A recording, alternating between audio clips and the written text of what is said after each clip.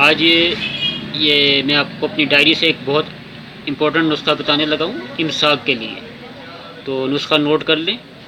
یہ آپ کو جو چیزیں چاہیے ہوں گی 5 چیزیں چاہیے ہوں گی. نمبر 1 لونگ، نمبر 2 اکرکرہا، نمبر 3 جائفل، اور نمبر 4 تخم الائچی،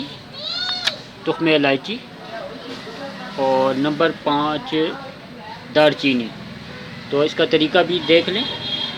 لونگ آپ نے انڈیا والا لینا ہے، جو انڈیا کے لونگ ہوتے ہیں، جو میں نے آپ کو پہلے بتائے باریک لونگ ہوتے ہیں وہ، لیکن اس کی خوشبو بڑی تیز ہوتی ہے اور اتنے موٹے نہیں ہوتے وہ، اور ذائقہ بھی اس کا بڑا بہترین ہوتا ہے.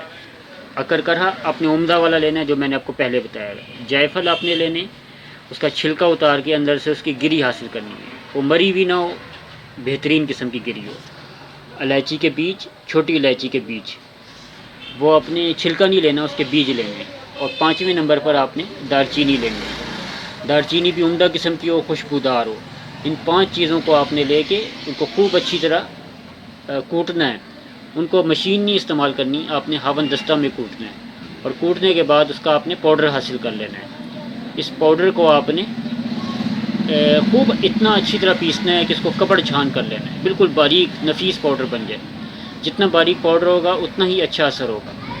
اس میں تھوڑا وقت لگے گا لیکن اچھی طرح آپ نے پیسنا ہے. اور شہد کے ساتھ آپ نے اس کی گولیاں بنانی ہیں. گولی کتنی بڑی ہو؟ کالے چنے کے برابر، جو درمیانہ کالا چنا ہوتا ہے اس کے برابر آپ نے اس کی گولیاں بنا لینی ہیں.